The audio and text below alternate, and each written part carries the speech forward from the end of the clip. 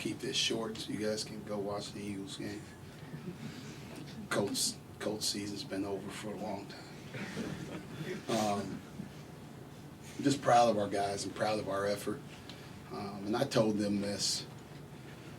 I just told them this in the locker room. I was like, hey man, like I challenged them after that game at Rutgers. But that's what families do. That's what families do. They get on each other, they challenge each other, they fight, they do what they need to do, but they're still family. They're still family, and there's nobody else that I'm rolling with but these guys. So I challenged them, and they responded. But I also told them, like, you guys are my family, and I got 2 sisters, and it used to be the same exact way with them. Like, we'd fight and we'd talk about each other, but if somebody else says something about them, I'm coming to their defense as quick as possible. And the same exact thing with my team. I always got those backs. I'm always riding with those guys. And I can talk about them, I can say whatever I want to, because that's my family.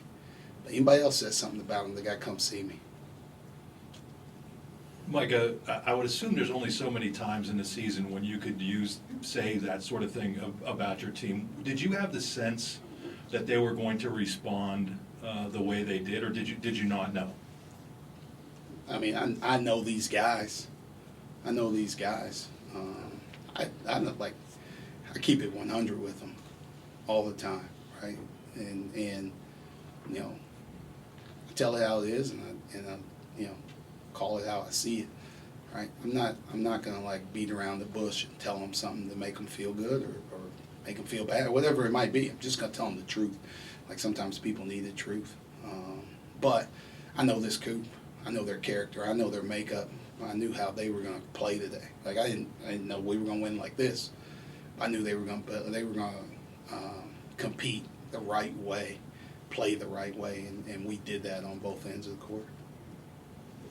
You complained about offense kind of dictating defense and wanting defense to dictate offense. Did you feel like you got that tonight?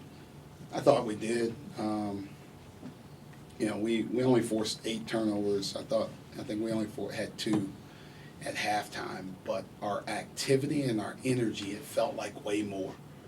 And that was it. Like we were flying around. We were flying around defensively.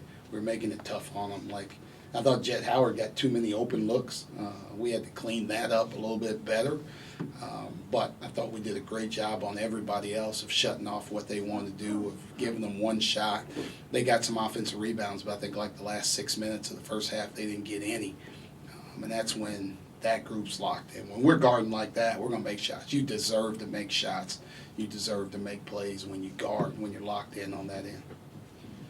Kevin was out of the starting lineup tonight, obviously, but it looked like he was a little bit more aggressive on both ends of the court. Have you seen kind of a mentality shift for him, and how was tonight for him? You know, how did he respond to not starting? Yeah, I mean, I thought he was fine. Like, you know, we had a spirited practice on Wednesday after the Rutgers game, and it wasn't anything that he didn't do. I thought Mikey and Caleb played really well in practice those 2 days, and I wanted to reward them for what they did and how they played. I think, you know, Keba is continuing to grow. Like, you know, there's things that like everybody wants to like get on him, like he catches it and Doug's there and like he dribbles. But like, hey man, like nobody else is 6'11" or 6'10". Like, what would you do if you caught it in the post? You don't know. Like it sounds good when you're standing out there watching, what, you know, until you get out there and get a bucket against somebody else, then like just cheer for the dude, man. Like he's competing, he's working, he's trying, he is getting better. He's attacking the rim. He made some good plays the other day, finishing the ball. I thought he could have gotten more, but he is playing more aggressive. He's been doing it in practice too, and he's making strides. Mike, he talked about kind of staying ready because he knew he would get his chance eventually, and I think that he showed up today. I mean, what has he been doing behind the scenes to put himself in this kind of position? What has he really brought this year? I think he practices well. He stays with a good attitude when he doesn't play at all, or when he plays a little bit and gets a quick hook, right? Like, I've just been trying to get him to do it our way, right? Do it the way that I want him to do it. And you know, it's hard. He played a lot of different programs. There's a lot of different habits to break, right? So maybe it took him this long to do it. But You know, I thought he did good things for us. I thought he got guys open, which is what we were asking for. And then he played off of that, right? So he's getting Funk open now. He's slipping behind. He's getting to the rim and getting layups. He's catching it on the perimeter, getting shots because he's getting other guys open and kind of playing off of them. And if he continues to do that, he'll keep playing. All right, you got Seth Lundy and Andrew Funk. How do you think they contributed tonight, and if they contributed better? I'm sorry. And how do you see them getting more consistency, taking it on the road? Yeah, and that's kind of the biggest thing for us. Those guys have really, you take Seth out, I think the Wisconsin game, he was in foul trouble a bunch, and Funk's been better on the road at different times. We played with more purpose offensively, right? Like, you know, we talked about our defense and how we wanted to guard people with more energy, but we talked about our purpose offensively. What are we looking for on every possession? And I thought we did that, and I thought it got those guys better shots, better looks. So we got to keep playing that way, right? There's no secret. But you also have to do it every single time. Just because we did it tonight against Michigan doesn't mean we're going to do it again against Purdue. We got to play the same way. We got to play with the same purpose. And now I think those guys continue to get opportunities, continue to get looks, and they're going to make more times than not. But I thought they did other things which helped them. They both had 7 rebounds. They were both great cutters and getting to the rim and drawing attention and drawing help, which freed each other up as well. Micah, you guys won the rebound battle tonight and then held Hunter Dickinson to a season-low 6 points.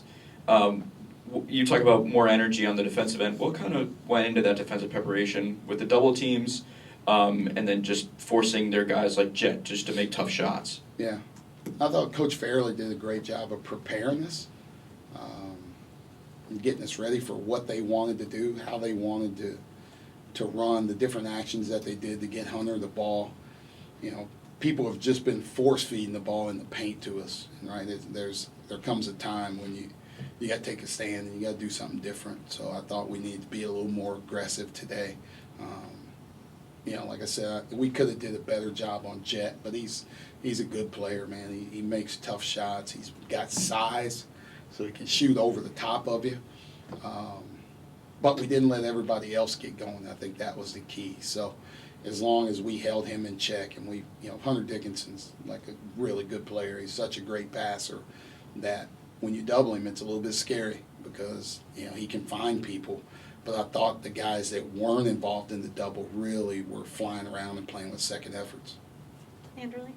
Micah, you guys basically had this one in the bag by halftime with that 18-0 run. And when you're up by that much, your starters played a lot. What was your mind, can you just walk us through your mentality of keeping those guys in for prolonged minutes when you probably could have pulled them given the lead?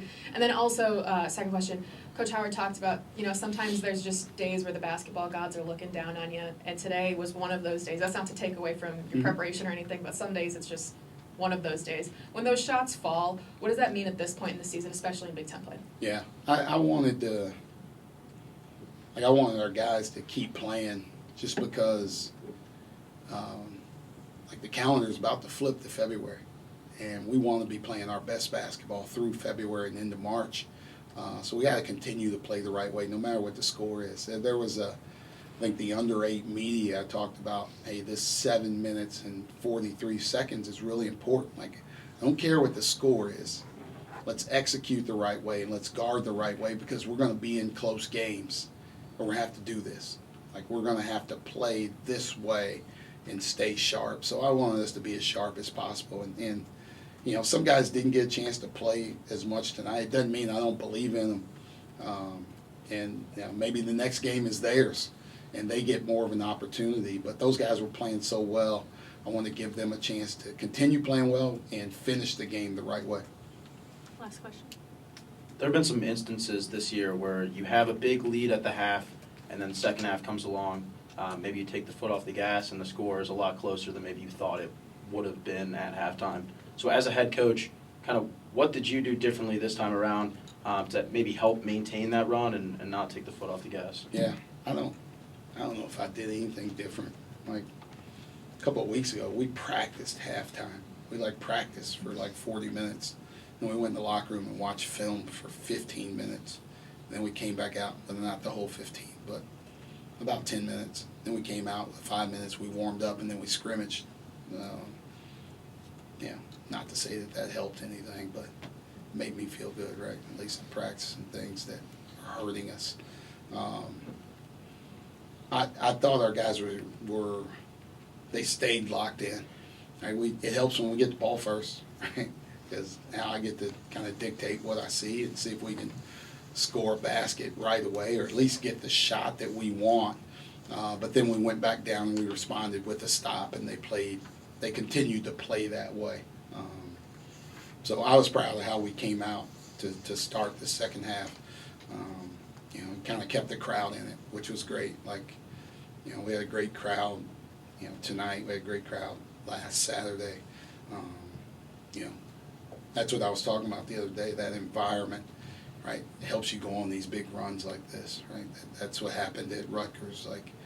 When you play on the road, it's how do you maintain, or how do you not let people go on runs? How do you keep the crowd out of the game? I thought we went on that run, a long one, over 2 halves, and it kept everybody in it. And our guys really fed off that. So I appreciate everybody that showed up. I appreciate the people that have been here when nobody else has been here, right? I really appreciate them.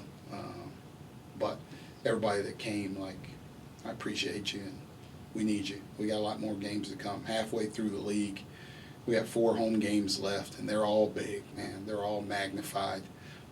So we need everybody that can make it to help us through and help us make a push towards March. Thank you, guys. Thanks. Thank you. See you guys tomorrow. See you tomorrow.